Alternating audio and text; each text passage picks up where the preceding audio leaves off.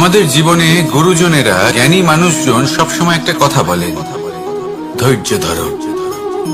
শুধুমাত্র দুটো শব্দ, কিন্তু কতটা বিশাল সেটা বোঝার চেষ্টা করুন। ছোট একটা অস্ত্র হাতে নিন এবং একটা বিশাল পর্বতে নিরন্তর প্রহার করতে থাকুন। ধৈর্য ধরে সেই কাজ করতে থাকুন।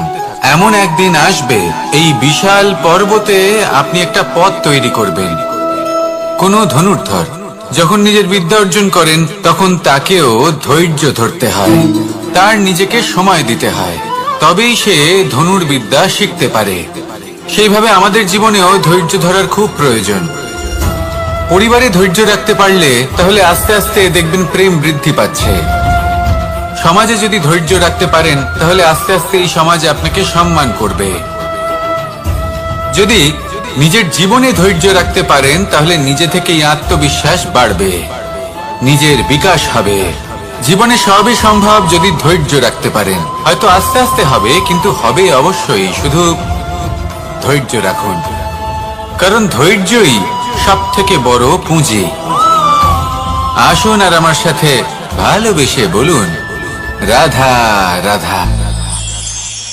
আমাদের জীবনে যখনই আমরা কোনো বড় দায়িত্বের সম্মুখীন হই, তখন আমরা তার থেকে দূরে পালাই, আর এই অজুহাত দিই যে না না, এত বেশি ভার বহন করার যোগ্যতা আমার নেই, আমি করতেই পারবো না।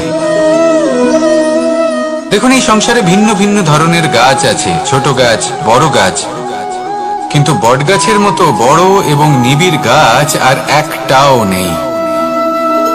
সে নিঃস্বার্থভাবে এই সংসারকে সেবা করে যায়, ছায়া প্রদান করে, শীতলতা প্রদান করে। আর যখন এমন সময় আসে যখন তার ওপর বোঝা অত্যন্ত বেড়ে যায়, সে কিন্তু কোনোভাবেই ভেঙে পড়ে না। তখন সে নিজের নিঃস্বার্থ কর্মের ফল লাভ করে, সেই নিঃস্বার্থ কর্ম যা সে করেছে। তার দেহ থেকে ছোট ছোট ঝুড়ি বার হয় এবং তা কাণ্ডের আকার ধারণ করে। সেই কাণ্ড মাটির কাছে পৌঁছয় এবং তারপর তা বটগাছের সহায়ক হয়ে ওঠে। সে ভেঙে পড়ে যায় না। এইভাবে আপনিও জীবনে নিঃস্বার্থভাবে সবার সেবা করুন, ভালোবাসুন, সবাইকে সাহায্য করুন। যেদিন আপনার ওপর বোঝা অত্যন্ত বেড়ে যাবে, সেদিন এই সব মানুষ আপনাকে সাহায্য করার জন্য আসবেন, আপনার শক্তি হয়ে উঠবেন, আর আপনি বটগাছের মতোই মহান এবং বিশাল হয়ে উঠবেন। আসুন আর আমার সাথে ভালোবেসে বলুন, রাধা রাধা। একটা শব্দ আছে, পরিস্থিতি। অনেক মানুষের মুখে আমরা এই শব্দ শুনি। জীবনে যখন অসফল হয়ে দুঃখ আসে, সংকট আসে, কোনো বিপদ ঘনিয়ে আসে, তখন সমস্ত দোষ আমরা পরিস্থিতির ওপর চাপিয়ে দিই। আর দেখতে গেলে কোথাও না কোথাও ঠিকই করি। এই পরিস্থিতি প্রত্যেক দিনের মতো পাল্টাতে থাকে, কিন্তু এই দিন, এই রাত, এমন কেউ আছেন যিনি এর উপরেও নিয়ন্ত্রণ সাধন করেন, আর তিনি হলেন সূর্য। ঠিক সেই রকমই আমাদের জীবনেও সূর্য হলো এই মন। যদি এই মনের উপর আমরা নিয়ন্ত্রণ করতে পারি, তাহলে আমরা জীবনকেও নিয়ন্ত্রণ করতে পারবো। প্রথমে এই মনের রাজা হয়ে উঠতে হবে। তাই মনে রাখবেন, যদি মন দুর্বল হয়, তাহলে পরিস্থিতি আমাদের সমস্যা বলে মনে হবে। এই মন যদি স্থির হয়, পরিস্থিতি প্রতিস্পর্ধা বলে মনে হবে। আর এই মন যদি শক্তিশালী হয়ে ওঠে, তাহলে যে কোনো পরিস্থিতি আপনার কাছে একটা সুযোগ মাত্র, এমন এক সুযোগ যাতে অগ্রসর হয়ে আপনি মহান হয়ে উঠতে পারেন। এই মনের শক্তির বৃদ্ধি ঘটান, মহান হয়ে উঠুন, আর আমার সাথে ভালোবেসে বলুন, রাধা রাধা। খুব সুন্দর একটা কাহিনী আছে। একবার এক ব্যক্তি নিজের অসফলতার জন্য ত্রস্ত হয়ে সময় দেবতার তপস্যা করতে বসলেন। উনি তপস্যা করলেন এবং সময় দেবতা প্রসন্ন হলেন, মানুষের রূপ ধারণ করে ওনার সামনে প্রকট হলেন। এবার সেই ব্যক্তি ওনাকে জিজ্ঞেস করলেন যে কি এমন আছে যার জন্য আপনি বারবার জয়ী হন আর আমি চিরকাল পরাজিত হয়ে থাকি? কেন এত পরিশ্রম করা সত্ত্বেও আমি সাফল্য লাভ করতে পারি না? তখন সময় দেবতা উত্তর দিলেন যে দিন হোক বা রাত, ঝড় হোক বা ভূমিকম্প, রোদ হোক বা বৃষ্টি হোক, সময়ের সূত্রপাত হোক বা প্রলয়, আমি থামি না, আমি চলতেই থাকি। আর সেই জন্য যিনি থেমে যান তিনি পরাজিত হন, আর আমি জয়ী হই। এটাই আমাদের শিখতে হবে। জীবনে সবসময় চলতে থাকুন, কখনো থামবেন না। হ্যাঁ, কিছুক্ষণের জন্য বিরতি নিতে পারেন, বিশ্রাম করার জন্য, নিজেকে আরো সশক্ত করে তোলার জন্য, কিন্তু থেমে যাবেন না। নিরন্তর কর্ম করতে থাকুন, পরিশ্রম করতে থাকুন, তবেই এই সংসার আপনাকে মনে রাখবে। আসুন আমার সাথে ভালোবেসে বলুন, রাধা রাধা। মানুষ তার জীবনে দুই ধরনের পরিস্থিতিকে খুব ভয় পায়। এক, কোনো কারণবশত কারোর সামনে নত হওয়া। দুই, কোনো কারণে নিজের চরিত্র থেকে, নিজের মূল্যবোধ থেকে বিচ্যুত হওয়া। এবার কেন হয় এরকম যে কথায় কথায় কারোর সামনে নত হতে হয়? কেন বারংবার নিজের চরিত্র থেকে চ্যুত হতে হয়? এরকম কেন হয়? এটা তখনই হয় যখন আমাদের শিক্ষা এবং মূল্যবোধের অভাব থাকে। যদি মানুষের মধ্যে প্রকৃত শিক্ষা থাকে, তাহলে এই সংসারে কোনো সময় এবং কারোর সামনেই নত হওয়ার কোনো প্রয়োজন নেই। যদি মানুষের মধ্যে মূল্যবোধ থাকে, তাহলে তাকে নিজের মূল্যবোধ বা চরিত্র থেকে বিচ্যুত হতে হয় না, তা সে যাই হয়ে যাক না কেন। কোনো বালককে যদি জন্ম থেকেই সুশিক্ষার অধিকারী করা হয়, শিক্ষিত করা হয়, মূল্যবোধের অধিকারী করা হয়, তবে সে এই সংসারে এমন কর্ম করবে যাতে সে নিজেকে, নিজের পরিবারকে, সমগ্র সমাজকে গর্বিত করতে পারে। শিক্ষা লাভ করুন, মূল্যবোধ লাভ করুন, এবং আমার সাথে ভালোবেসে বলুন, রাধা রাধা। আমাদের সকলের জীবনে একটা লক্ষ্য থাকে যেটা আমরা লাভ করতে চাই। ঠিক যেন একটা প্রতিস্পর্ধা বিদ্যমান যে কে সব থেকে আগে নিজের লক্ষ্যে পৌঁছতে পারবে। আর সেই জন্য আমরা সকলেই খুব তাড়াতাড়ি এগোতে চেষ্টা করি, বড় এবং দীর্ঘ পদক্ষেপ ফেলি, যাতে তাড়াতাড়ি নিজের লক্ষ্যে পৌঁছতে পারি। কিন্তু এক অত্যন্ত গুরুত্বপূর্ণ বিষয় আছে। সবসময় লক্ষ্য সামনে থাকবে না, কখনো কখনো তা খুঁজতে হয়। এই যাত্রা খুব কঠিন হতে পারে। আর ঠিক এই কারণেই সবসময় দ্রুত গতিতে চলা বা তাড়াতাড়ি পথে চলা সেটা আবশ্যক নয়। তার থেকেও বেশি গুরুত্বপূর্ণ হলো ভেবেচিন্তে তারপর পথ চলা।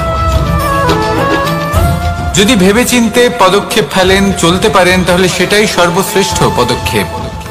কখন কোন দিকে যেতে হবে, কখন কোথায় দিক পাল্টানো যাবে না, কখন গতি বেশি রাখতে হবে, কখন কম, কখন থামবো, কখন চলবো, এই সব কিছুর বিষয়ে জ্ঞান অত্যন্ত গুরুত্বপূর্ণ এবং ভেবে চিন্তে চলতেই হবে। সেই জন্য শুধু তীব্র গতিতে সামনে এগোলে চলবে না, ভাবনা চিন্তা করে এগোতে হবে। আসুন আমার সাথে ভালোবেসে বলুন, রাধা রাধা। পায়েস হলো আমার বিশেষ প্রিয়। এর মধুর স্বাদ মনকে প্রফুল্ল করে তোলে। ছোটবেলায় মা আমার জন্য পায়েস বানাতেন এবং আমাকে বলতেন যে গরম থাকতে থাকতে খেয়ে নে কানাই, ঠান্ডা হয়ে গেলে ভালো লাগবে না। কিন্তু আমিও দুষ্টু ছিলাম, ঠান্ডা হওয়া পর্যন্ত অপেক্ষা করতাম, আর ঠান্ডা হয়ে যাওয়ার পরে মার কাছে যেতাম আর ওনাকে বলতাম যে মা, পায়েস তো ঠান্ডা হয়ে গেছে, এটা গরম করে দিন। তখন মা হাসতেন আর বলতেন যে পায়েস না হয় আমি আবার গরম করে দেব কানাই, কিন্তু এর মধুর স্বাদ, সেই মিষ্টত্ব, সেই সুবাস, সেটা আবার ফিরে আসবে না। কথাটা সত্যি। আর এই সত্যটাই আমাদেরও জীবনের সত্য। আমাদের জীবনের মধুর সম্পর্কগুলি, এতে যখন কটুভাব প্রবেশ করে, তখন সেই মিষ্টত্ব ফিরিয়ে আনা প্রায় অসম্ভব ব্যাপার হয়ে যায়। আপনি চেষ্টা করে সেই সম্পর্ক ঠিক করতেই পারবেন, তার জন্য অগাধ পরিশ্রম করতে হবে, কিন্তু আবার সেই মিষ্টত্ব কখনো ফিরে আসবে না। সেই জন্য আপনার জীবনের যে মধুর সম্পর্ক আছে, যতটা সম্ভব চেষ্টা করুন তাতে মিষ্টত্ব বজায় রাখতে। কটুভাব আসতে দেবেন না। আসুন আর আমার সাথে মধুর স্বরে বলুন, রাধা রাধা। শব্দ, শব্দ আসলে কি? শুধুই কয়েকটি অক্ষরের সমষ্টি, নাকি আমাদের বাণী, এই শব্দ এমন এক শক্তি যা কাউকেই নিজের বশবর্তী করে ফেলতে পারে। শব্দ এমন এক অস্ত্র যা কাউকে ক্ষত বিক্ষত করে দিতে পারে। এই শব্দ হলো একটি নাদ স্বরূপ যা কোনো ঘুমন্ত ব্যক্তিকেও জাগিয়ে তুলতে পারে এবং নিজের লক্ষ্যের দিকে অগ্রসর করতে পারে। শব্দে এত শক্তি আছে যে কারোর মনে এতটা আঘাত দিতে পারে যে সে হয়তো জীবনে আর কখনো এগোতেই পারল না। তাহলে এই শব্দের প্রয়োগ খুব ভেবেচিন্তে করবেন। এবং এই শব্দের মতোই হলো নীরবতা। অনেক সময় এই নীরবতা আমাদের সহায়ক হয়ে ওঠে। অনেক সময় এটা আমাদের অনুশোচনাকে অনেক বেশি বাড়িয়ে তুলতে পারে। ভীষ্ম পিতামহ, অঙ্গরাজ কর্ণ যখন দ্রৌপদীর বস্ত্রহরণ হচ্ছিল তখন এনারা নীরব ছিলেন। দুর্যোধনের বিরোধিতা করেননি, ওকে বাধা দেননি। আর তারপর কি হলো সেটা আপনারা সকলে জানেন। দেখতে গেলে নীরবতা চুপ করে থাকা, কিন্তু যদি কোনো দুষ্টের সামনে চুপ করে থাকেন, যদি তার বিরোধিতা না করতে পারেন, তাহলে এই নীরবতাই অনেক বড় পাপের আকার ধারণ করে। মনে রাখবেন আর আমার সাথে ভালোবেসে বলবেন, রাধা রাধা। আভূষণ। কার না ভালো লাগে এই আভূষণ? আমরা পরিশ্রম করি, ধন অর্জন করি আর আভূষণ কিনে থাকি, কখনো নিজের জন্য, কখনো বা তাদের জন্য যাকে আমরা ভালোবাসি, বা তাদের জন্য যাকে আমরা সম্মান করি। হয়তো সেই জন্যই সীতা চূড়ামণি ধারণ করেছিলেন এবং আমি সামন্তকমণি। কিন্তু এটাই কি সেই প্রকৃত আভূষণ যা আপনার মূল্য বৃদ্ধি করে? না। শ্রীরামের আভূষণ হলো ওনার নম্র ভদ্র ব্যবহার। মাতা সীতার আভূষণ হলো ওনার সততা, ওনার নিষ্ঠা, ওনার ত্যাগ। অর্জুনের আভূষণ ছিল ওনার একাগ্রতা। রাধার আভূষণ ওনার প্রেম। এই আভূষণ কোথাও নেই, আপনার মনে আছে। যদি আপনার মনে মিষ্টতা থাকে, তা শান্ত হয়, তাতে সততা থাকে, নিষ্ঠা থাকে এবং প্রেম থাকে, তাহলে আপনার অন্য আর কোনো আভূষণের কোনো প্রয়োজন নেই। আপনি যতই ভিড়ের মাঝে থাকুন, আপনার ঔজ্জ্বল্য চোখে পড়বে। আসুন আর আমার সাথে ভালোবেসে বলুন, রাধা রাধা। এই সংসারের সব থেকে বড় সত্যি হলো জন্ম এবং মৃত্যু, কিন্তু আরো বড় একটা সত্য আছে, মিত্র এবং শত্রু, যা আমাদের সকলের জীবনে থাকে। মিত্র সে যে আমাদের সঙ্গ দেয় এবং সংসারের সব থেকে উঁচু শিখরে আমাদের নিয়ে যায়, এবং শত্রু সে যে যে কোনো মুহূর্তে যে কোনো শিখর থেকে আমাদের নিচে ফেলে দিতে পারে। এবার বিচিত্র ব্যাপার হলো এটাই যে আমরা নিজেরাই এদের সাথে নিয়ে চলি, নিজেরাই এদের পালন করি। তা কি করে? প্রথমে বুঝুন এই মিত্র এবং শত্রু কারা। আপনার নিজের মন, আর কেউ নয়। এই মনই হলো মিত্র যখন তাতে ভারসাম্য বজায় থাকে, তা নিয়ন্ত্রিত থাকে, তা পবিত্র হয়। কিন্তু যদি এই মন অনিয়ন্ত্রিত হয়ে পড়ে, যদি আপনাকে সে নিয়ন্ত্রণ করতে শুরু করে, তখন সেই আপনার সব থেকে বড় শত্রু হয়। সেই জন্য এই মনের ওপর নিয়ন্ত্রণ রাখতে শিখুন, এতে ভারসাম্য বজায় রাখতে শিখুন।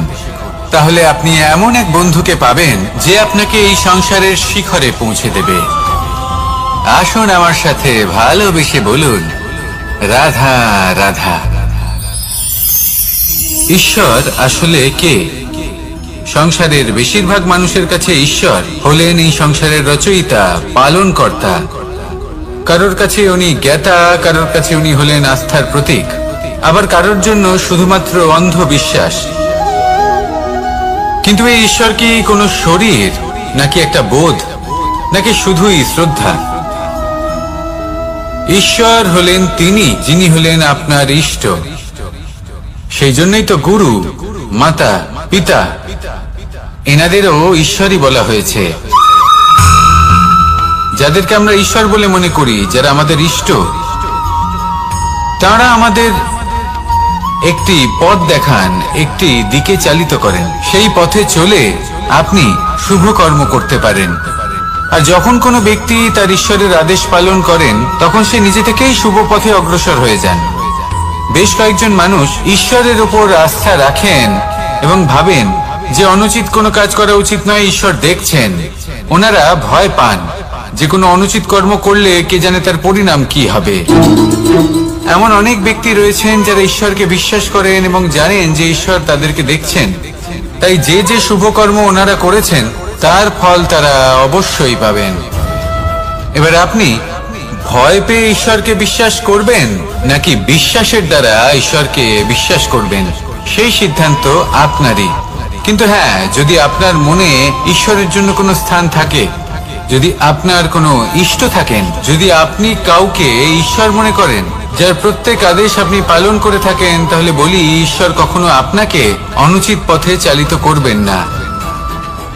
আসুন আমার সাথে ভালোবেসে বলুন, রাধা রাধা। এই সংসারে ভিন্ন ভিন্ন ধরনের গাছ আছে, অসংখ্য ধরনের প্রজাতি আছে। কিছু গাছ পাতা দিয়ে থাকে, কিছু ফুল, কিছু ফল। কেউ ছায়া প্রদান করে, কেউ শীতলতা প্রদান করে, কেউ নিজেকে খুব কষ্ট দিয়ে এই সংসারের বিকাশে সহায়ক হয়ে ওঠে। কিন্তু এই সবার মধ্যে একটা বিষয় কিন্তু সমান,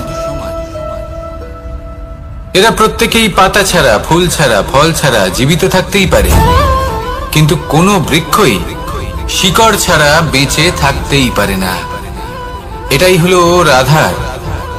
ঠিক সেইভাবেই আমাদের জীবনে শক্তি হোক, ধন হোক বা সাফল্য হোক, আমাদের বা আমাদের পরিবারের প্রসন্নতাই হোক, এই সব কিছুর আধার হলো, সবকিছুর মূল হলো পরিশ্রম। তাই জীবনে চিরকাল পরিশ্রম করতে থাকুন। যদি আপনি জীবনে মহান হবার পথে অগ্রসর হতে চান, তাহলে পরিশ্রম করুন। এই পরিশ্রম দ্বারাই নিজের পরিবারকে প্রসন্ন করুন, নিজের বন্ধুদের প্রসন্ন করুন, এই সমাজকে গর্বিত করুন। আসুন আমার সাথে ভালোবেসে বলুন, রাধা রাধা। কখনো কোনো বাগানের কোনো বৃক্ষকে দেখেছেন যেখানে সুগন্ধি ফুল থাকে, রসালো ফল থাকে? তখন মন প্রফুল্ল হয়ে ওঠে, মন থেকে সেই বৃক্ষের প্রতি ভালোবাসা জন্মায়। কিন্তু যিনি বাগানের মালিক, শুধুমাত্র তিনিই জানেন যে কিভাবে এই বৃক্ষকে আগলে রাখতে হয়, কিভাবে তার পরিচর্যা করলে এতে সুন্দর সুগন্ধি ফুল হবে, রসালো ফল হবে। কখনো কখনো প্রয়োজনের থেকে বেশি রোদ পেলে এই বৃক্ষগুলি শুকিয়ে যায়, প্রয়োজনের থেকে কম রোদ পেলেও এই বৃক্ষ কিন্তু শুকিয়ে যায়। প্রয়োজনের থেকে কম জল যদি পায়, এই বৃক্ষ শুকিয়ে যেতে পারে। প্রয়োজনের থেকে অতিরিক্ত জল যদি পায়, তখনও এই বৃক্ষের শিকড়গুলি নষ্ট হয়ে যেতে পারে। এবার এটাই কিন্তু আমাদের সংসারের সাথেও হয়। আমাদের সংসারের সকল প্রতিভাশালী ব্যক্তি, যেমন লেখক, বিচারক, প্রবক্তা, যোদ্ধা, এদের সবার ক্ষেত্রে এই কথাটাই প্রযোজ্য। যদি বেশি প্রশংসা করা হয়, তাহলেও এরা হারিয়ে যাবেন। প্রয়োজনের থেকে বেশি যদি নিন্দা করা হয়, তখনও তারা নত হয়ে পড়বেন। তাহলে আপনি এদের রক্ষা করুন এবং নিজেদেরও। মনে রাখবেন একটা কথা, জেনে রাখুন কখন কোন নিন্দায় আপনি লজ্জিত হবেন না, আর কখন কোন প্রশংসার দ্বারা নিজের মধ্যে অহংবোধ জাগ্রত করবেন না। এই মন সুপ্রসন্ন হয়ে বলবে, রাধা রাধা। সময় কত বিচিত্র হয়। সময় আমাদের পক্ষে থাকলে আমরা নিজেদের রাজা মনে করে নিই, আর সেই সময় যদি বিপক্ষে চলে যায়, তাহলে নিঃস্ব হতে সময় লাগে না। তাই মানুষের একটা অভ্যেস আছে, খারাপ সময়ের জন্য কিছু সঞ্চয় করা। আত্মীয়, বন্ধু খারাপ সময় পাশ থেকে সরে যায়। যশ, মান প্রতিকূল সময় চিরস্থায়ী হয় না। তাই মানুষ মনে করে অর্থ সঞ্চয় করাই শ্রেয়। অর্থের কোনো হৃদয় নেই যা সময়ের সাথে পরিবর্তিত হবে। সংসার বলে সর্বদা অর্থ সঞ্চয় করতে থাকুন, খারাপ সময়ে অবশ্যই কাজে লাগবে। কিন্তু আমি বলবো শুভ কর্ম করতে থাকুন, আনন্দে থাকুন, নিজের ওপর আর ঈশ্বরের ওপরে বিশ্বাস রাখুন। খারাপ সময় কখনো আসবেই না। রাধা রাধা। মানুষ নিজের পরিবারের জন্য কত কিছুই না করে, দিন রাত পরিশ্রম করতে থাকে যাতে তার পরিবারের প্রয়োজন পূরণের জন্য অর্থ রোজগার করতে পারে। কিন্তু শুধু অর্থ রোজগার করাটাই কি যথেষ্ট? আপনি বলবেন হ্যাঁ, নিশ্চয়ই। অর্থ দিয়ে সব কিছু পাওয়া যায়, বিদ্যা পাওয়া যায়, বাড়ি পাওয়া যায়, ওষুধ পাওয়া যায়, আর কত কিছুই না পাওয়া যায়। এই সব একটা পর্যায় পর্যন্ত সঠিক, কিন্তু একটু মন দিয়ে ভেবে দেখুন, যখন কোনো শিশু অসুস্থ হয়ে পড়ে তখন সে ওই তিক্ত ওষুধ কেন খেয়ে নেয়? এই জন্য কারণ ওর পিতা সেই ওষুধ অর্থ দিয়ে কিনেছে? না, বরং এই জন্য কারণ তার পিতা যে তার সামনে দাঁড়িয়ে, তার উপরে তার বিশ্বাস আছে। বিশ্বাস আছে যে উনি তার কিচ্ছু হতে দেবেন না। এই বিশ্বাস, এই সংস্কার, এই শিক্ষা কখনো অর্থ দিয়ে পাওয়া যায় না। এটা পাওয়া যায় সেই সময় থেকে যা মাতা পিতা তাদের সন্তানের সাথে কাটিয়েছেন। তাই জীবনে অর্থ অবশ্যই উপার্জন করুন, কিন্তু নিজের পরিবারকেও সময় দিন, আনন্দ পাবে। রাধা রাধা। প্রকৃতি মানুষকে এক বিশেষ শক্তি দিয়েছে, অন্য জীবের থেকে বেশি শক্তি দিয়েছে। স্মরণ শক্তি। এই শক্তি মানুষকে অন্য জীবের থেকে ভিন্ন করে, ইতিহাস রচনা করার প্রেরণা দেয়, জ্ঞানকে বংশানুক্রমে এগিয়েও নিয়ে যায়। আর যারা ভুলে যান, অধিকাংশ সময় তারা উপহাস আর দয়ার পাত্র হয়ে যান। কিন্তু এটাই কি প্রকৃত রূপে সত্য? না। এই স্মরণ শক্তি মানুষের বিকাশের সব থেকে বড় বাধা হয়ে দাঁড়ায়, তার মনকে দূষিত করে দেয়। খারাপ অভিজ্ঞতা, কারোর করা বিশ্বাসঘাতকতা, কারোর কটাক্ষ বেশিরভাগ মানুষই ভুলতে পারেন না, আর তারপর প্রতিশোধ নিতে উদ্যত হন। প্রথমে সময় নষ্ট করেন প্রতিশোধের প্রস্তুতিতে, আর তারপর সময় নষ্ট করেন প্রতিশোধ নেওয়ার সুযোগ খুঁজতে। যদি সন্তুষ্টি পেতে চান, যদি জীবনে আনন্দ পেতে চান, তাহলে স্মরণ শক্তির সদ্ব্যবহার করুন। নিজের স্মরণ শক্তিকে চালনা করুন শুধুমাত্র ভালো কথা আর ভালো স্মৃতির দিকে। জীবনে আনন্দ পাবেন। রাধা রাধা। জীবন কি? এই জীবন আমরা জন্ম নিই, বড় হয়ে উঠি, আমাদের মা বাবা আমাদের পালন করেন, তারপর তাদের অর্থ দিয়ে আমাদের বাল্যকাল কাটে, আমরা আরো বড় হই, বিবাহ বন্ধনে আবদ্ধ হই, আমাদেরও সন্তান হয়, আমরা তাদের পালন করি, তারপর আমরা বৃদ্ধ হই, আর একদিন এই সংসার ছেড়ে আমরা সকলে চলে যাই। এটাই কি জীবন? আপনার মনে এই প্রশ্ন হয়তো অনেকবার জেগেছে, তাই না? এবার একটু জলের যাত্রাপথ লক্ষ্য করুন। সাগর থেকে বাষ্প হয়ে ওঠে এই জল, মেঘ হয়ে ঝরে পড়ে সে, তারপর নদী হয়ে আবার সাগরে মিলিয়ে যায়। কিন্তু কখনো এই প্রশ্ন করে না যে তার জীবন কি, তার উদ্দেশ্য কি। প্রতিটা মুহূর্ত বাঁচে সে, আর অন্যদের যতখানি সম্ভব সাহায্য করে। যখন সাগরে থাকে তখন অসংখ্য জীবকে জীবন দান করে। যখন সাগর থেকে বাষ্প হয়ে মেঘ হয়ে যায় তখন চাষিদের মনে এই আশা জাগায় যে ফসল আবার ফলবে। যখন বর্ষা হয়ে ঝরে পড়ে তখন এই সুখ, শুধু এই জীবন বাঁচুন। আর যতটা সম্ভব সবাইকে আনন্দ প্রদান করুন।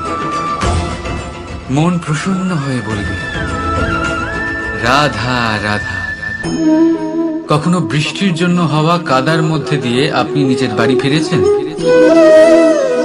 পাদুকা পরার জন্য আপনি ওই কাদা থেকে অবশ্যই বেঁচে যান, কিন্তু সেই পাদুকা থেকে আগত নোংরা কাদার ছিটে আপনার বস্ত্রকে ময়লা করেই দেয়। কিন্তু তাও সেই ছিটের জন্য আপনার বস্ত্র ময়লা হয়ে যাবে, সেই জন্য আপনি পাদুকা পরা ছেড়ে দেন না। ঠিক সেইভাবেই জীবনে এমন কিছু মানুষও আসেন যারা পাদুকার মতো হন, যারা আপনাকে কাদার থেকে বাঁচিয়ে নেন, কিন্তু বস্ত্ররূপী আপনার মনের উপরে আশঙ্কার দাগ ছেড়ে যান। এইসব মানুষের জন্য কি আপনার বস্ত্র? জীবনে গম্ভীর হওয়া ভালো কথা, কিন্তু সমস্ত বিষয় যদি গম্ভীরভাবে ভাবতে থাকেন তাহলে জীবনের আনন্দটাই শেষ হয়ে যাবে। এই সংসার অস্থায়ী, এখানে এমন কিছুই নেই যা চিরকাল জীবিত থাকবে। তাই যতক্ষণ এই জীবন আছে সন্তুষ্টি আর আনন্দ নিয়ে বাঁচুন। নিজের ওপর আগত কাদার ছিটের দিকে মন দেবেন না, শুধু আনন্দ বিতরণ করুন। মন প্রসন্ন হয়ে বলবে রাধা রাধা।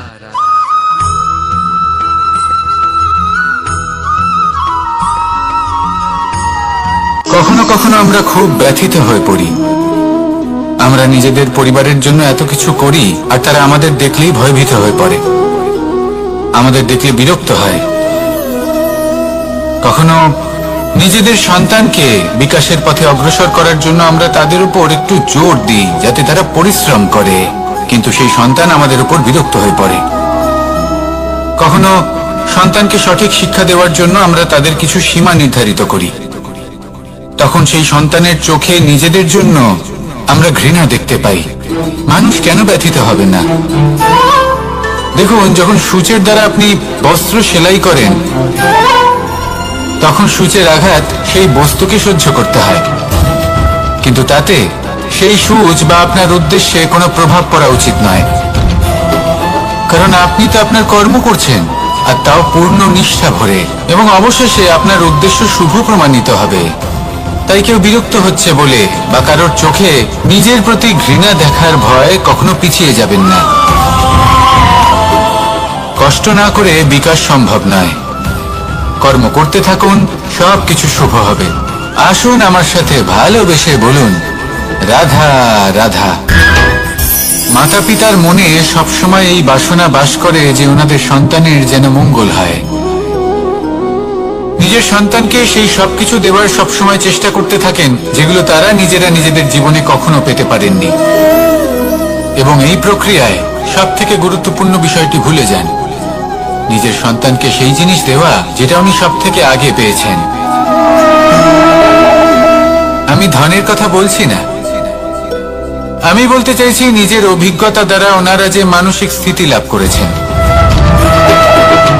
ওনারা যে মর্যাদা লাভ করেছেন, যে শিক্ষা ওনারা লাভ করেছেন, সবার আগে নিজের সন্তানকে সেটা দেওয়া প্রয়োজন।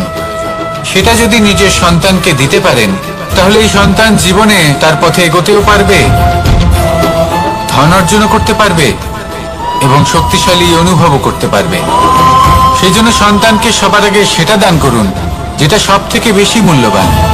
সেটা দিন যেটা আপনি সবার আগে লাভ করেছেন। আসুন আমার সাথে ভালোবেসে বলুন রাধা রাধা। ধন, সম্পদ, ঐশ্বর্য, মানুষ হয় নিজের সৌভাগ্যের দ্বারা এগুলো লাভ করে থাকেন বা কর্মের দ্বারা। সৌভাগ্য আসলে কি? গ্রহের দশা যা প্রত্যেক মুহূর্তে বদলাতে থাকে। কর্মের মাধ্যমে যখন আপনি ধন অর্জন করেন তখন সেই ধন আপনার আগামী প্রজন্ম লাভ করে। সেটা হয় সে ভোগ করে বা তার জন্য তার ভোগান্তি হয়, আর এটা নির্ভর করছে আপনার কর্মের ওপরে। কি কর্ম করেছেন আপনি সেই ধনকে লাভ করার জন্য? যদি আপনি সৎ পথে চলেন নিষ্ঠা ভরে আপনি কর্ম করে থাকেন এবং তার ফলে আপনি ধন অর্জন করে থাকেন, তাহলে আপনার আগামী প্রজন্ম সেটা ভোগ করবে, সেটা প্রয়োগ করবে নিজের বিকাশের জন্য। কিন্তু যদি আপনি কুকর্ম করে থাকেন, কোন রকম ছলনা করে থাকেন এই ধন লাভ করার জন্য, তাহলে 100% আপনার আগামী প্রজন্মকে এর জন্য ভুগতেই হবে। তাহলে আপনি কি চাইবেন, যে আপনার আগামী প্রজন্ম সুখ ভোগ করবে নাকি আপনার কুকর্মের পরিণাম ভোগ করবে? নির্বাচন আপনারই। আসুন আমার সাথে ভালোবেসে বলুন, রাধা রাধা। কর্ণ, সূর্যপুত্র কর্ণ, স্বয়ং সূর্যের পুত্র, দেবী কুন্তীর প্রথম পুত্র। সেই কর্ণ যার একটি বাণ আমার রথকে, সেই রথ যার উপর মহাবলী অর্জুন বিরাজমান ছিলেন, যার পতাকায় স্বয়ং হনুমান ছিলেন, সেই রথকে তার একটি বাণ ধসিয়ে দিতে পেরেছিল। দৈব কবচ কুণ্ডলধারী কর্ণ, সেই কর্ণ যুদ্ধক্ষেত্রে নিজের সমাপ্তির সম্মুখীন হলেন। কারণ কি ছিল? নির্বাচন। দুর্যোধনের সাথে বন্ধুত্ব রাখার জন্য তার অনুচিত কর্মে কোনোদিন কোনো প্রতিবাদ করেননি, তাকে সঙ্গ দিয়েছেন এই নির্বাচন। যখন দ্রৌপদীর বস্ত্রহরণ হচ্ছিল, তখন তাকে বাধা দেওয়ার বদলে নীরব থাকার নির্বাচন, তার বিরোধিতা কখনো না করার নির্বাচন। এই নির্বাচনই কারণ হয়ে দাঁড়ালো কর্ণের পতনে। এই সংসারে সবার উপকার আপনি স্বীকার করতে পারেন, তাকে সম্মানও করতে পারেন, কিন্তু তার সামনে এতটাও নত হবেন না যে নিজের অন্তর্মনের কথাটা আপনি শুনতে না পান। নির্বাচন যদি ধর্মসঙ্গত হয় তবেই তা শুভ হয়। আসুন আমার সাথে ভালোবেসে বলুন, রাধা রাধা। ভীষ্ম একটা মহান নাম, দেবী গঙ্গার সুপুত্র। স্বয়ং বৃহস্পতি এবং পরশুরাম ছিলেন ওনার শিক্ষাগুরু। অত্যন্ত মহান যোদ্ধা ছিলেন, কিন্তু এই মহান যোদ্ধা ইনি ইতিহাসে আজ পর্যন্ত সেই সম্মান পেলেন না যার উনি যোগ্য ছিলেন। কারণ নির্বাচন। রাজ সিংহাসনের সেবা করার প্রতিজ্ঞা নিয়েছিলেন উনি। এবার রাজ সিংহাসনে যেই বসুক না কেন তার সেবা করা, তার প্রত্যেক আদেশ পালন করা, এটাই ছিল ওনার প্রতিজ্ঞা। তা সেই ব্যক্তি উচিত হোক বা অনুচিত, সে উচিত পথে চলুক বা অনুচিত পথে চলুক, সুপাত্র হোক বা কুপাত্র, উনি তার সেবা করতে থাকলেন, তার প্রত্যেক আদেশ পালন করতে থাকলেন, নিজের প্রতিজ্ঞা পালন করতে থাকলেন। ধৃতরাষ্ট্র নেত্রহীন অবশ্যই ছিলেন, কিন্তু এতটাও নেত্রহীন ছিলেন না যে উনি প্রজাদের চোখের জল, ধর্ম অধর্ম দেখতে পাবেন না। উনি সব বুঝতে পারতেন। আর এদিকে ভীষ্ম নিজে প্রতিজ্ঞাবদ্ধ হয়েছিলেন। দুর্যোধন অনুচিত পথে চালিত হচ্ছিল, তাও উনি তাকে সঙ্গ দিতে থাকলেন। আর পরিণামস্বরূপ আজ পর্যন্ত ইতিহাসে উনি সেই স্থান পেলেন না, সেই সম্মান পেলেন না যার যোগ্য উনি ছিলেন। যদি আপনি কোনো প্রতিজ্ঞা করে থাকেন, তা সে যতই কোনো উচিত কারণের জন্য হোক না কেন, যদি আস্তে আস্তে সময়ের সাথে সেই প্রতিজ্ঞা আপনাকে অনুচিত পথে চালিত করে অধর্মের পথে নিয়ে যায়, পাপের পথে নিয়ে যায়, তাহলে সেই প্রতিজ্ঞা ভঙ্গ করা অত্যন্ত আবশ্যক। সময় অনুসারে নিজেকে বদলানো আবশ্যক, নয়তো এই প্রতিজ্ঞা আপনাকে দিয়ে পাপ কর্ম করাবে, কুকর্ম করাবে, আর আপনার বিনাশের কারণ হবে। আসুন আমার সাথে ভালোবেসে বলুন, রাধা রাধা। অশ্বত্থামার মৃত্যু হলো, কেউ জানে না সে মানুষ নাকি হাতি। এই বাক্য কে বলেছিলেন?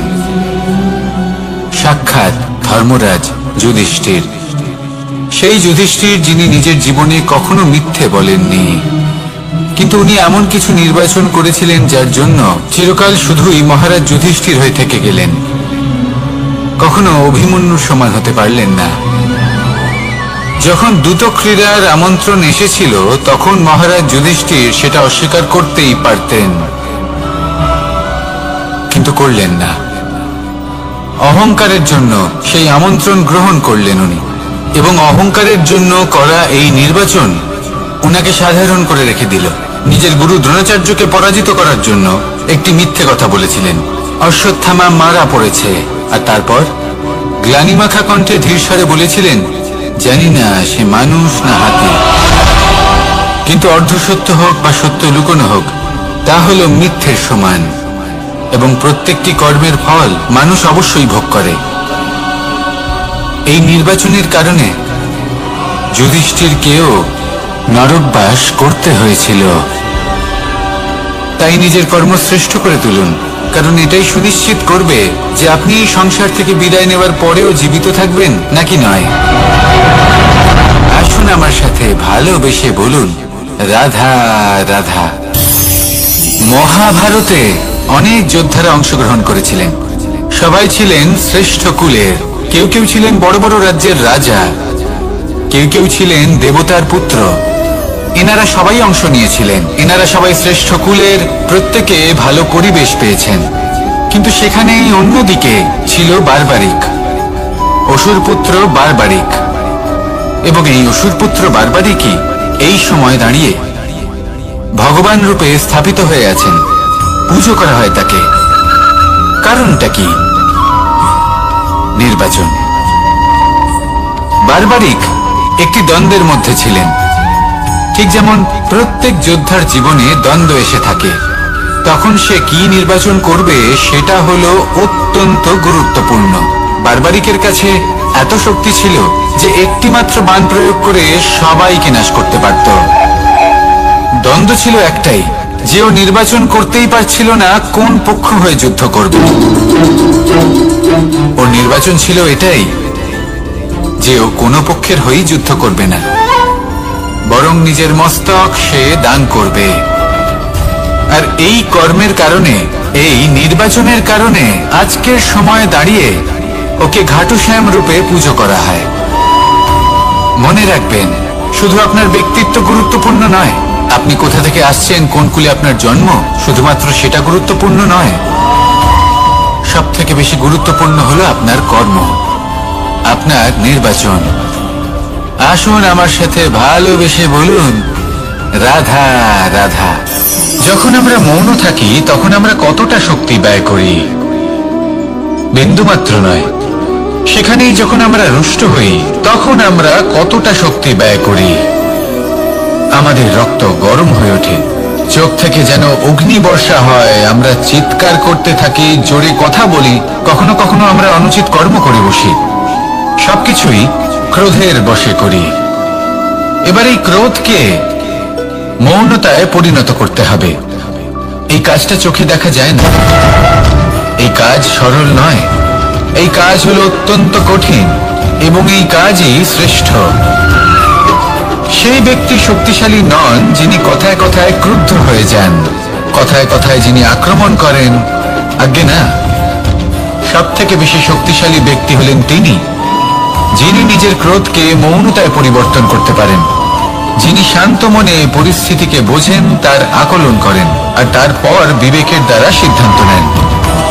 তিনি হলেন সব থেকে শক্তিশালী ব্যক্তি। তাহলে সেই ব্যক্তি হয়ে উঠুন আর আমার সাথে ভালোবেসে বলুন, রাধা রাধা। জীবনে যখন আমরা কোনো পরিস্থিতির সম্মুখীন হই তখন আমাদের সামনে দুটো পথ থাকে। তাদের মধ্যে কোনো একটা নির্বাচন আমাদের করে নিতে হবে, এই মনে করে নিতে হবে। নির্বাচন এই সংসারের সব থেকে গুরুত্বপূর্ণ বিষয়। একটা নির্বাচন আপনার বর্তমান বদলে দিতে পারে, আপনার ভবিষ্যৎ বদলাতে পারে, আগামী প্রজন্মের জন্য ইতিহাস রচনা করতে পারে। একটা নির্বাচন। এবার দেখুন, যে পরিস্থিতি আপনার সামনে আছে আপনাকে সেই পরিস্থিতির সম্মুখীন হতেই হবে, সেই কষ্ট সহ্য করতেই হবে, সেই মতোই কাজ করতে হবে। শুধু এই বিষয়টা নির্বাচন করতে হবে যে এই পরিস্থিতির সম্মুখীন হওয়ার সময় আমি কি দুর্বল হয়ে থাকব নাকি আমি শক্তিশালী হয়ে থাকব। এই নির্বাচন এই মনের মধ্যে করতে হবে। আর এই নির্বাচন হলো সবথেকে বেশি গুরুত্বপূর্ণ নির্বাচন। যদি নিজের মনকে শক্তিশালী করে তুলে সেই পরিস্থিতির সম্মুখীন হন, তাহলে কিছুই আপনাকে বাধা দিতে পারবে না।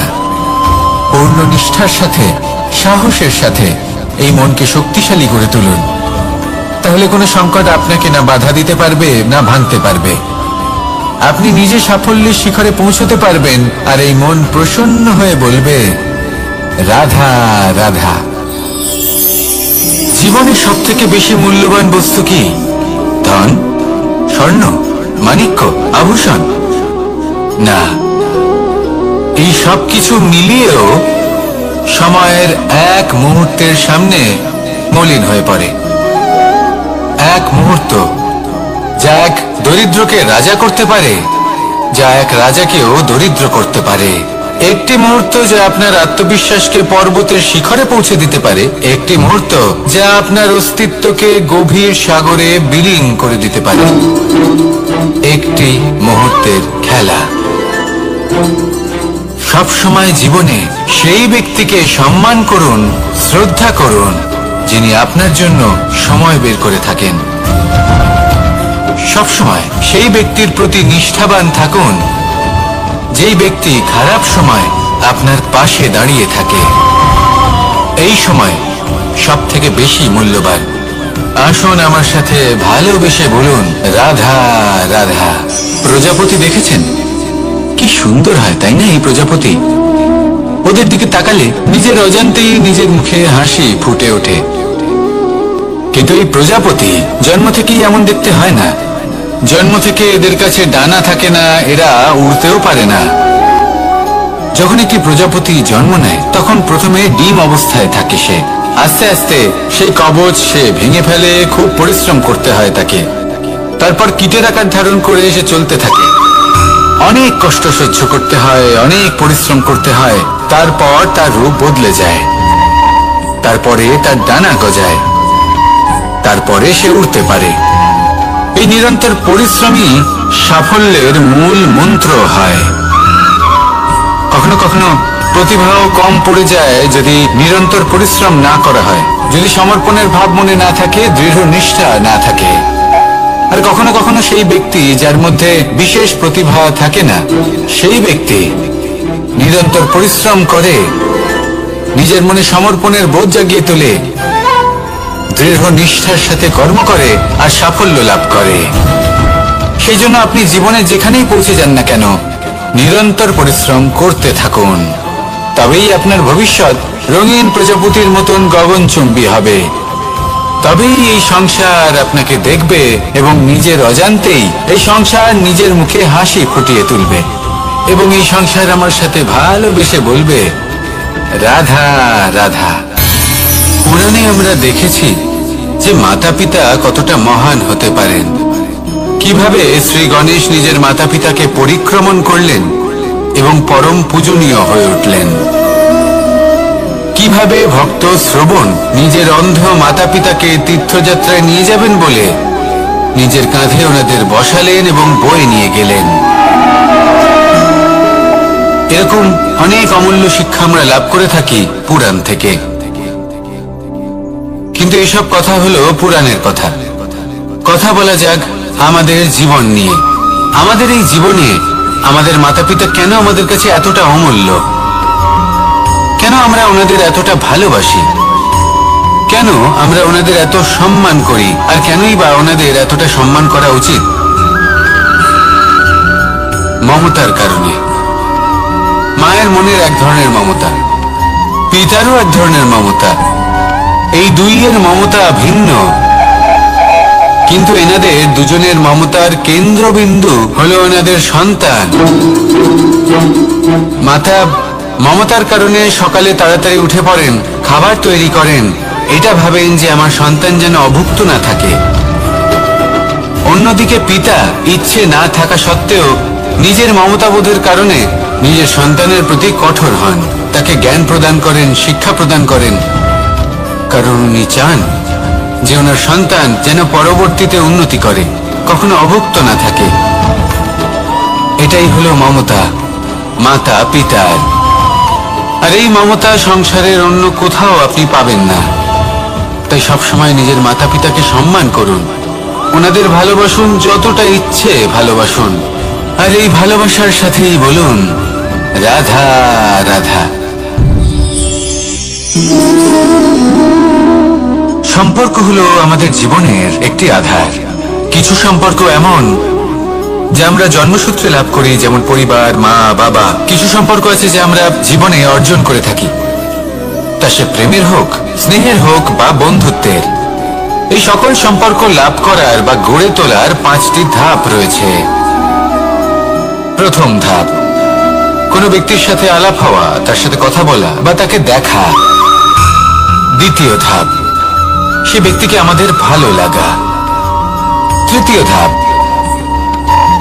আমাদের এটা চাইতে শুরু করা যে জীবনে এই ব্যক্তি যেন আমাদের বন্ধু হন, আমাদের জীবনে থাকেন, বা আমাদের কাউকে ভালোবেসে ফেলা। আর এটা আমাদের ভাবা বা চাওয়া যে সেই ব্যক্তি যেন আজীবন আমার সাথে থাকেন, আমার জীবনে আমার সাথী হয়ে।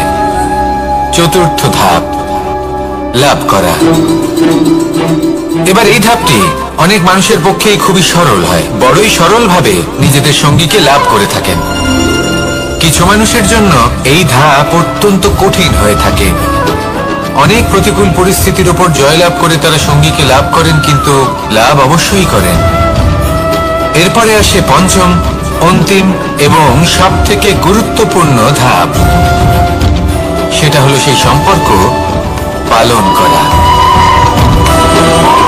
এটা হলো এমন এক বিষয় যা প্রত্যেক মানুষের শেখা উচিত। যদি ব্যক্তি নিজের জীবনে সম্পর্ক রক্ষা করতে শিখে যান, তবে প্রত্যেক সম্পর্ক তার জীবনকে স্বর্গ করে তুলবে। আসুন আর আমার সাথে ভালোবেসে বলুন রাধা রাধা।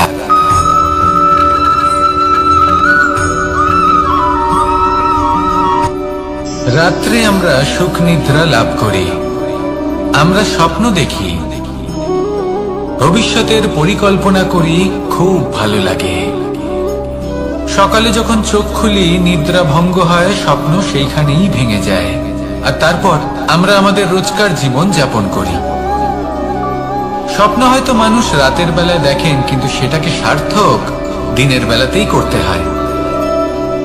রাতে মধুর বাতাসের নিচে কোমল শয্যায় শুয়ে মাতার গলায় মিষ্টি গান শুনতে শুনতে নিদ্রায় আচ্ছন্ন হওয়া, স্বপ্ন দেখা, ভবিষ্যতের পরিকল্পনা করা বড়ই সরল। কিন্তু সকালবেলায় সময় মতো উঠে সূর্যের তাপ সহ্য করে, সেই উষ্ণতা সহ্য করে সর্বাঙ্গ ঘেমে গিয়ে নিজের পথ খুঁজে বের করা, সেই পথে অগ্রসর হওয়া, বাধা বিপত্তি এসবের সম্মুখীন হওয়া, আর তারপর লক্ষ্য লাভ করা, এগুলো কঠিন কাজ। এ হলো অত্যন্ত কঠিন কাজ। যদি আপনি চান যে স্বপ্ন আপনি দেখেছেন তা সত্যি হোক, তাহলে দিনের বেলায় আপনাকে বেরিয়ে কর্ম করতেই হবে, পরিশ্রম করতেই হবে। মনের এই চক্ষু দিয়ে স্বপ্ন দেখা সম্ভব, কিন্তু যদি আপনি বুঝতে পারেন যে এই স্বপ্নই হলো আপনার লক্ষ্য, তাহলে তাকে সার্থক করতে শুধুমাত্র পরিশ্রম দ্বারাই করতে হবে। তাহলে পরিশ্রম করুন আর আমার সাথে ভালোবেসে বলুন রাধা রাধা। মানুষের জীবনে 3টি গুণ অত্যন্ত প্রয়োজনীয়: শ্রদ্ধা, বিনম্রতা, যোগ্যতা। যদি জ্ঞান লাভ করতে চান তাহলে শ্রদ্ধার প্রয়োজন, যদি মান লাভ করতে চান তাহলে স্বভাবে বিনম্র হওয়া প্রয়োজন, আর যদি মনোবাঞ্ছিত স্থান লাভ করতে চান তাহলে যোগ্যতার প্রয়োজন। বিষয়টা সহজ। শ্রদ্ধা আপনাকে জ্ঞান দেবে, নম্রতা আপনাকে মান, আর যোগ্যতা উচিত স্থান দেবে। কিন্তু যদি আপনি এই 3টি গুণ সম্মিলিত করেন, তাহলে এমন কিছু লাভ করবেন যা এই সব কিছুর থেকে অনেক ঊর্ধ্বে। সম্মান। আর এ হলো সেই সম্মান যা প্রত্যেক মানুষের নিজের জীবনে লাভ করতে চেষ্টা করা উচিত। কারণ এই হলো সেই সম্মান যার কারণে আপনি চলে যাওয়ার পরেও এই সংসার আপনাকে ভালোবাসবে আর মনে রাখবে। আসুন আমার সাথে ভালোবেসে বলুন, রাধা রাধা। আকাঙ্ক্ষা কখন লোভে পরিণত হয়ে যায় তা কেউ বলতে পারে না। এবার তার পরিণাম কি হতে পারে তাও আমরা কেউ জানি না। আজ আমি আপনাকে বলছি, কোনো ব্যক্তি সব থেকে বেশি ক্ষতির সম্মুখীন তখনই হয় যখন সে এটা মনে করে যে সে সব থেকে বেশি সুরক্ষিত স্থানে রয়েছে। সে ভাবে যে সে সেখানে সুরক্ষিত রয়েছে। সে তখন অসাবধান হয়ে পড়ে, আর তখনই তাকে জীবনের সব থেকে বড় ক্ষতির সম্মুখীন হতে হয়। নিঃস্ব হয়ে যাওয়ার পরিস্থিতি কোনো মানুষের জীবনে তখনই আসে যখন তার কাছে প্রচুর সম্পত্তি থাকে এবং সে তার থেকেও অনেক বেশি সম্পত্তি অর্জন করতে চায়। সেই অনেক বেশি সম্পত্তি অর্জন করার চেষ্টায় সে এমন কিছু করে বসে যার ফলে তাকে সমস্ত সম্পত্তি হারাতে হতে পারে। একজন রচনাকার নিজেই নিজের প্রতিভা একদম শেষ করে দিতে পারে যখন সে অনেকগুলো কাজ নিজের কাঁধে নিয়ে নেয়। একটা গুরুত্বপূর্ণ কথা সবসময় মনে রাখবেন, আজ আপনি যেখানেই থাকুন না কেন, যেমনই যে কোনো স্থানেই থাকুন না কেন, এর পেছনে আপনার আকাঙ্ক্ষার একটা বিশাল ভূমিকা রয়েছে। কিন্তু মনে রাখবেন, আপনাকে শিখতে হবে যে কখন আর কিভাবে নিজের উচ্চাকাঙ্ক্ষাগুলিকে লাগাম পরাতে হবে, কারণ এটা অত্যন্ত আবশ্যক। তাই আসুন আর আমার সাথে ভালোবেসে বলুন, রাধা রাধা। অনেক সময় আমরা জীবনে অনেক মানুষকে এমন বলতে শুনে থাকি যে আমি অসফল হয়েছি কারণ আমার সময় ভালো যাচ্ছিল না। আমি এই জিনিসটা লাভ করতে চাইছিলাম কিন্তু করতে পারলাম না কারণ আমার সময়টা ভালো যাচ্ছিল না। আমি আমার জীবনে ওই মহান কাজটা করতে চাইছিলাম কিন্তু করতে পারলাম না। কেন? কারণ আমার সময়টা ভালো যাচ্ছিল না। কিন্তু যে মুহূর্তে ভালো সময় আমার জীবনে আসবে আমি সব কিছু প্রাপ্ত করব। এমন প্রায় প্রত্যেকেই বলেন। আসুন একটা কথা বোঝা যাক, একজন মালিকে দেখুন, সে প্রত্যেক দিন গাছের সেবা করে, তাকে জল দেয়, তার যত্ন আত্তি করে। কেন? প্রত্যেক দিন সেই গাছ ফল দেয় না। সঠিক সময় এলে তবেই সেই গাছ ফল দেয়, কিন্তু প্রত্যেক দিন মালি তার সেবা করে, তাকে যত্ন করে। শুধুমাত্র তখন করে না যখন সেই গাছ ফল দিতে সক্ষম। আর যদি মালি গাছের যত্ন প্রতিদিন না করে তাহলে হয়তো সেই গাছ ফল দিতেই পারবে না। এটাই হলো আমাদের জন্য একটা শিক্ষা। যখন সময় আমাদের জন্য অপেক্ষা করে না তখন আপনি সময়ের জন্য কেন অপেক্ষা করছেন? ভালো সময়ের জন্য অপেক্ষা করবেন না। ভালো এবং শুভ কর্ম দ্বারা ভালো সময়কে নিজের কাছে টেনে আনুন। নিরন্তর কর্ম করুন, পরিশ্রম করতে থাকুন, শুভ সময় আপনা থেকেই আপনার কাছে আসবে। আসুন আমার সাথে ভালোবেসে বলুন, রাধা রাধা। মানুষের এই সংসারে জীবনযাপন করার জন্য কিছু জিনিসের প্রয়োজন পড়ে। এমন কিছু আবেগ, এমন কিছু বস্তু আছে যেগুলো তার প্রয়োজন হয়, কিন্তু সব থেকে বেশি যে জিনিসটা তার প্রয়োজন হয় সেটা হলো সম্মানের। আমাদের ভালো লাগে যখন কেউ আমাদের সম্মান করে। আমরা কাউকে সম্মান করলে তারও সেটা ভালো লাগে।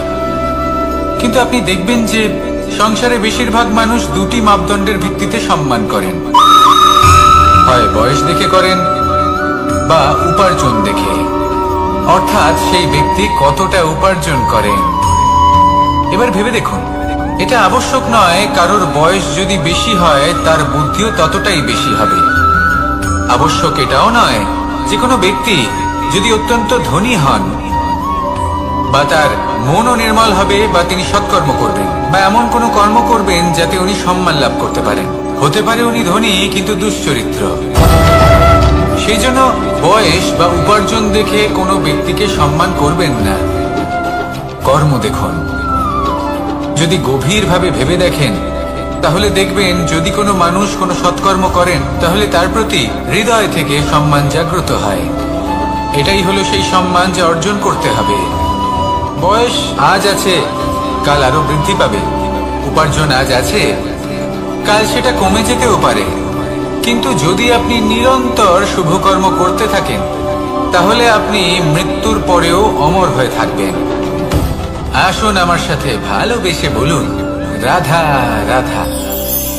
পাপ এবং পুণ্য, এই দুই হলো সংসারের এমন দুই বিন্দু যাকে কেন্দ্র করে এই সংসারের চক্র ঘুরতে থাকে। আমরা যদি কোনো কর্ম বিচার করি, হয় পুণ্য নয় পাপের দৃষ্টিভঙ্গি দিয়ে, এটা হয় পুণ্য না হলে পাপ। কিন্তু এই পাপ এবং পুণ্য এই দুই নির্ভর করে প্রত্যেক মানুষের উপর, তার চিন্তাধারা, তার পরিস্থিতির উপর। ধরুন এমন একজন মানুষ যিনি অনেক দিন ধরে বনে পথ হারিয়েছেন, অনেক দিন হয়তো উনি কোনো খাবার খাননি। এবার এমন পরিস্থিতি চলে এসছে যে এবার যদি উনি খাবার না খান তাহলে হয়তো জীবিতই থাকবেন না। আর এমন অবস্থায় ওনার সামনে যদি কোনো প্রাণী আসে তাহলে তাকে শিকার করা, এটা কিন্তু তার কাছে পাপ নয়, এটা তো জীবিত থাকার একমাত্র উপায়। এটা তার কাছে পুণ্য সম। আর যদি আমি এমন একজন ব্যক্তির কথা বলি যিনি সরল, যিনি একটি সুখী, শান্ত, সুরক্ষিত জীবনযাপন করছেন, তার কাছে কিন্তু এটা পাপ। এইরকমই এই সংসারে ভিন্ন ভিন্ন পরিভাষা আছে পাপ এবং পুণ্যের। তার মধ্যে যদি আমি আপনাকে একটি সরল পরিভাষা দিই, সেটা হলো জীবনে যখনই কোনো কর্ম করবেন সেটা নিয়ে একটু ভেবে দেখুন যে এই যে কাজটা আমি করছি তার ফলে এই যে অন্য মানুষেরা আছেন এই সংসারে তারা কি দুঃখ পাবে? যদি তারা দুঃখ পান তাহলে সেটা পাপ। যদি আপনি এমন কোনো কর্ম করেন যার ফলে অন্যরা প্রসন্নতা লাভ করেন, তাদের মুখে হাসি ফুটে ওঠে, যদি তারা প্রেরিত হন, জীবনে সামনে এগোতে পারেন, তাদের বিকাশ হয়, তাহলে এটা হলো পুণ্য। তাই জীবনে সবসময় পুণ্য করতে থাকুন আর আমার সাথে ভালোবেসে বলুন, রাধা রাধা। বনস্পতি ফলনের জন্য আমাদের কিসের প্রয়োজন পড়ে? একটু ধরিত্রীর, একটু পরিশ্রমের, আর একটা বীজের। এবার যদি মানুষের কথা বলি তাহলে এখানে ধরিত্রী হলো মানুষের এই জীবন, যেখানে মানুষ নিজের ইচ্ছের ফল ফুল ফলন করতে চায়। পরিশ্রম হলো আমাদের কর্ম, আর বীজ হলো আমাদের নির্বাচন। আমাদের বেছে নিতে হবে যে আমরা কি বপন করব,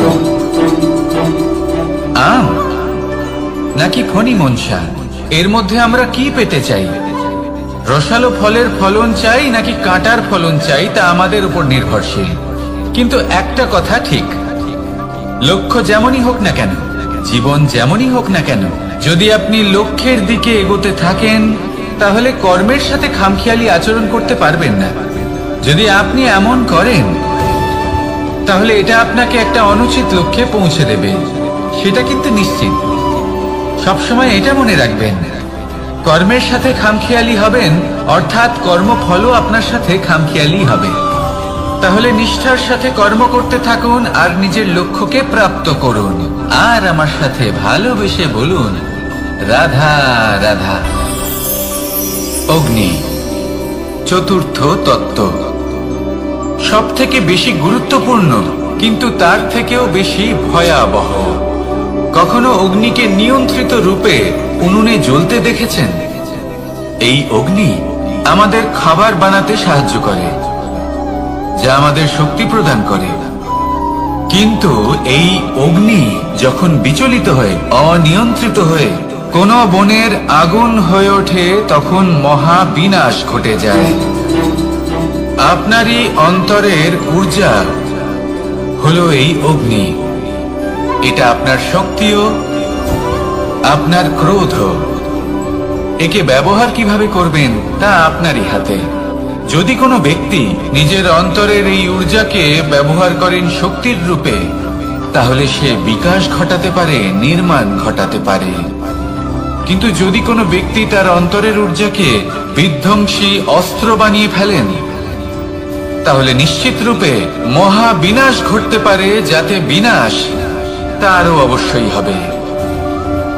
অনেক বছর পূর্বে এমনই এক আগুনের দ্বারা এই সুন্দর পৃথিবীর নির্মাণ হয়েছিল।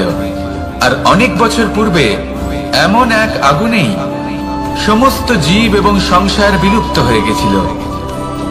এবার আপনি আপনার অন্তরের ঊর্জা দ্বারা বিনাশ ঘটাতে চান নাকি নির্মাণ ঘটাতে চান, সেই সিদ্ধান্ত আপনারই। আসুন আমার সাথে ভালোবেসে বলুন, রাধা রাধা।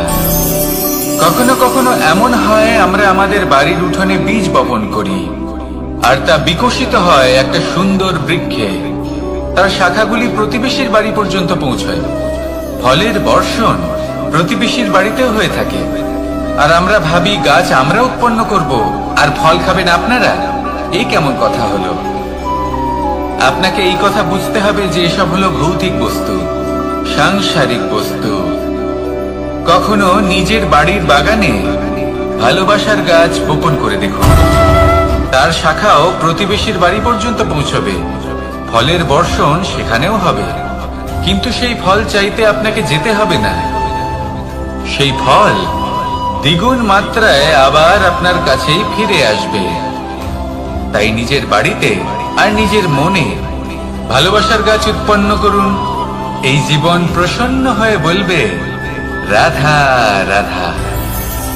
অ দিয়ে অন্ত, আ দিয়ে আরম্ভ, এই দুইয়েরই রাশি সমান। যদি আপনি মন দিয়ে দেখেন তবে দেখবেন এদের সম্পর্ক খুবই নিবিড়। কিভাবে? যখন কোনো কিছু শুরু হয় এটা নিশ্চিত হয়ে যায় যে তা সমাপ্তও হবে।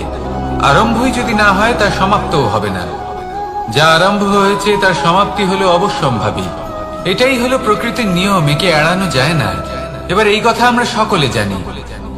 এবার মানুষ কি ভাবে যে সমাপ্তির পরে কি হতে পারে, এর উত্তর তাদের কাছে নেই। তাদের উচিত অন্য কোনো বিষয় ভাবা যা বেশি গুরুত্বপূর্ণ। এবার মানুষ এটা জানে না যে মৃত্যুর পরে কি হতে পারে, কিন্তু এই কথা অবশ্যই জানে যে জন্ম থেকে মৃত্যু পর্যন্ত এই সময়, যাকে আমরা জীবন বলে থাকি, এই সময় আমরা কর্ম করতে পারি। এই কথা তো আমরা জানি। তাহলে এমন কি কর্ম করা যেতে পারে যা আমাদের সমাপ্তির পরও আমাদের প্রাসঙ্গিক করে রাখতে পারে, এই বিষয় ভাবা উচিত। যে জন্মগ্রহণ করেছে তার মৃত্যু হবেই, এটা সাধারণ বিষয়। কিন্তু ইতিহাস আজও সেই সকল মানুষজনকে স্মরণ করেন যাদের এই সংসার তাদের মৃত্যু নয়, বরং তাদের জীবনকালে যে কর্ম তারা করেছেন তার দ্বারা মনে রাখেন। সেই কর্মের কারণে এই সংসারে তাদের নাম, তাদের কর্ম, তাদের ব্যক্তিত্ব, তাদের কীর্তি অমর হয়ে থাকে এবং থাকবে। আপনার কাছে এতটা সময় নেই যতটা আপনার মনে হচ্ছে আপনার কাছে আছে। সেই জন্য যত শীঘ্র সম্ভব শ্রেষ্ঠ কর্ম করুন, যতটা পারবেন ততটা অধিক সুকর্ম করুন। এই সংসারে নিজেকে অমর করে তুলুন আপনার মৃত্যুর পরেও। আর আমার সাথে ভালোবেসে বলুন, রাধা রাধা। ওমা, এ কি? আমি কখন থেকে এখানে অপেক্ষা করছি, হাত পেতে দাঁড়িয়ে রয়েছি যাতে একটা ফল আমার হাতে এসে পড়ে এবং সেটা আমি খেতে পারি। কখন থেকে অপেক্ষা করছি, কিন্তু সেটা হচ্ছেই না। এবার আপনি বলবেন যে এসব কি বলছি, এই কি অদ্ভুত কথা বলছি। যদি ফল খেতে হয় তাহলে আমাকে বৃক্ষে চড়তে হবে, ফলের কাছে পৌঁছতে হবে, তবেই তো ফল পাবো। এবারে এটা অত্যন্ত সহজ ব্যাপার, কিন্তু এই বিষয়টা আপনি নিজের জীবনের প্রসঙ্গে ভেবে দেখুন। লক্ষ্য কোথায় আছে আপনি জানেন, সেই লক্ষ্যে পৌঁছানোর পথ কি সেটাও আপনি জানেন, সেই পথে চলার ক্ষমতাও আপনার রয়েছে, কিন্তু তাও আপনি নিজের লক্ষ্য লাভ করতে পারছেন না। কেন? কারণ আপনি অপেক্ষা করছেন যে লক্ষ্য আপনার সামনে চলে আসবে, কিন্তু তা হয় না। লক্ষ্য সে যাই হোক না কেন, ধন হোক, প্রেম হোক, কোনো সম্মান হোক বা মোক্ষ হোক, যদি আপনি তার দিকে অগ্রসর না হন তাহলে ফল প্রাপ্তি অসম্ভব ব্যাপার, তা কোনোদিনই হবে না। সেই জন্য আপনার চোখের সামনে আপনি যদি নিজের লক্ষ্যকে দেখতে পান তাহলে উঠুন এবং সেই দিকে অগ্রসর হতে শুরু করুন। নিজের অন্তরের সকল অশুভ গুণ দূর করুন, অলসতা ত্যাগ করুন, অজ্ঞানতা ত্যাগ করে দিন এবং চলতে থাকুন। অবশ্যই মনোবাঞ্ছিত ফল লাভ করতে পারবেন। মনে রাখবেন, চলতে থাকলে তবেই লক্ষ্য প্রাপ্তি হবে। অপেক্ষার দ্বারা শুধুমাত্র মৃত্যু লাভ হবে। আসুন আমার সাথে ভালোবেসে বলুন, রাধা রাধা। পাখি কখন জন্ম নেয়, কখন উড়তে শেখে, কখন বাসা বানাতে শেখে, কখন নিজের মৃত্যু লাভ করে, এসব আমাদের মধ্যে কেউ জানি না। কিন্তু পাখি একটা কথা খুব ভালো করে জানে, যে এই সংসারে ও যা কিছুই করুক না কেন, এই সংসারের ওকে নিয়ে কিচ্ছু যায় আসে না। এবার আমরা কি করি? কোনো কাজ করার আগে আমরা এটা ভাবি যে এই সংসার যদি আমাকে দেখে ফেলে তাহলে কে জানে এই সংসার কি ভাববে, আমার প্রতিচ্ছবি কেমন তৈরি হবে কে জানে, কে জানে কি হবে আদি ইত্যাদি। এই সব ভাবনায় আমরা মগ্ন হয়ে যাই। কিছুটা এমন ভাবে মগ্ন হই যে বর্তমানের কর্মের এই জীবনের যাত্রাপথে সেই সময়ের আনন্দ উপভোগ করতে ভুলে যাই। এবার দেখুন একটা পাখি কি করে, ওর কর্ম হলো গান গেয়ে চলা। ওই পাখি গেয়ে চলে, কেউ ওর গান শুনুক বা না শুনুক, কেউ আদৌ শুনছে কিনা সেই বিষয়টা নিয়ে সেই পাখির কিছুই যায় আসে না। সেই পাখি নিজের কর্ম করতে থাকে। হয়তো সেই জন্যই আপনি কখনো কোনো পাখিকে কাঁদতে দেখবেন না। এরকমই আপনাকে নিজেকে গড়ে তুলতে হবে। প্রথমে নিজেকে জিজ্ঞেস করুন, এই যে কর্ম আমি করতে চলেছি সেটা কি উচিত? যদি আপনার মনে হয় সেটা উচিত, তাহলে সেটা প্রমাণ করুন। এটা ভাববেন না যে এই সংসার কি ভাববে। আসুন আর আমার সাথে ভালোবেসে বলুন, বনের মধ্যে যদি আপনি কোনো বিষাক্ত সাপ দেখেন তাহলে কি করবেন? আপনি তখনই তার থেকে দূরে পালাতে চেষ্টা করবেন। আর এটা কেন করবেন? নিজের রক্ষার্থে।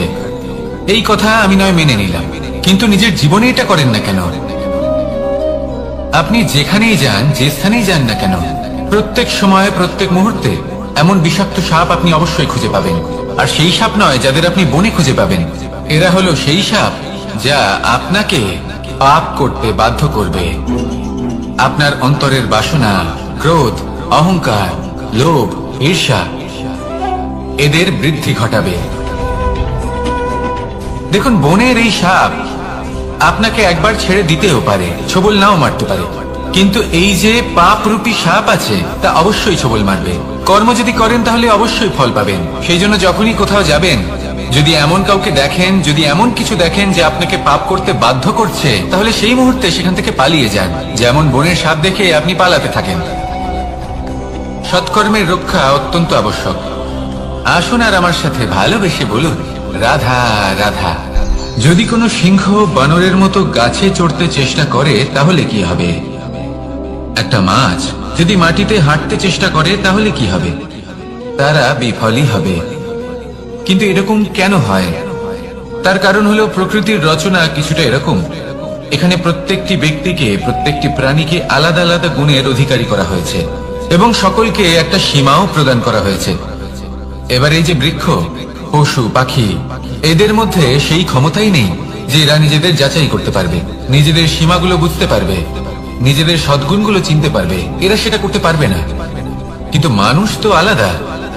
মানুষের কাছে সেই বিশেষ শক্তি আছে যে তারা পূর্ণরূপে নিজেদের যাচাই করতে পারবে, নিজেকে পূর্ণরূপে বুঝতে পারবে, নিজের দোষ, নিজের অপগুণ, নিজের সদ্গুণ, নিজেদের সীমাগুলো তারা বুঝতে পারবে। আর এটা অত্যন্ত গুরুত্বপূর্ণ। কথায় আছে যে যদি সাফল্য লাভ করতে হয় তাহলে নিজেকে যাচাই করে নিতে হবে। তাই নিজেকে যাচাই করুন, নিজের সাথে পরিচিত হয়ে যান এবং জীবনে কর্ম করতে থাকুন। সাফল্যের শিখরে অবশ্যই পৌঁছে যাবেন। আর ওখানে যদি যান তাহলে এই মন প্রসন্ন হয়ে অবশ্যই বলবে, রাধা রাধা। অন্ধকারাচ্ছন্ন রাত্রি যদি এসে থাকে তাহলে আলোকিত প্রকাশ নিয়ে সূর্যও অবশ্যই আসে। রোগ যদি এসে থাকে তাহলে তার ওষুধও অবশ্যই আসে। সমস্যা যদি আসে তাহলে সেই সমস্যার সমাধানও নিজে থেকেই আমাদের কাছে চলেই আসে।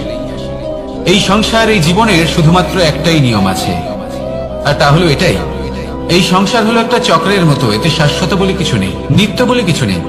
আর যা কিছুই রয়েছে সব বদলাতে চলেছে। যদি আপনার জীবনে দুঃখ থাকে, সমস্যা থাকে, যদি আপনি বিপদ দ্বারা আচ্ছন্ন, তাহলে মনে রাখবেন সবকিছু বদলে যেতে চলেছে।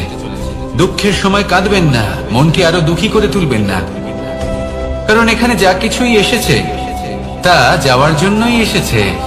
তাহলে এত চিন্তা কিসের? আনন্দ সহকারে জীবন যাপন করুন, আর আমার সাথে ভালোবেসে বলুন, রাধা রাধা। রাত্রিবেলায় যখন আলোকিত জোনাকিদের দেখেন তখন মন প্রসন্ন হয়ে ওঠে। এদের দেখতে খুবই সুন্দর লাগে। আর এমন ঠিক কেন হয়? প্রথম হলো এটাই যে রাতের বেলায় চতুর্দিক অন্ধকারাচ্ছন্ন থাকে। এমত অবস্থায় যদি আমরা কোথাও একটু প্রকাশ দেখি তাহলে সেটাই আশার কিরণের ন্যায় মনে হয়। সেই প্রকাশই আমাদের মন প্রসন্ন করে তোলে। আর সেই জন্য যে সকল মানুষ রাতের বেলায় কোনো জোনাকি দেখতে পান তারা প্রসন্ন হয়ে যান। এবার কখনো কখনো জীবনে আমাদের মনে হয় যে চতুর্দিকে শুধুমাত্র অন্ধকারই হয়ে আছে। প্রত্যেকেরই তা কখনো মনে হয়। আর তখনই আমাদের নিরাশ হলে চলবে না, আমাদের দুঃখী হলে চলবে না। সেই সময় আমাদের খুঁজতে হবে নিজেদের আশেপাশে, চতুর্দিকে আর কোথাও না কোথাও আমরা প্রকাশ অবশ্যই দেখতে পাবো। আশার একটা কিরণ অবশ্যই দেখতে পাবো। কেউ এমন একটা কর্ম করেন যেটা দেখে আমরা প্রেরিত হয়ে যাই। আর এমন কোন কর্ম যদি আপনারা করেন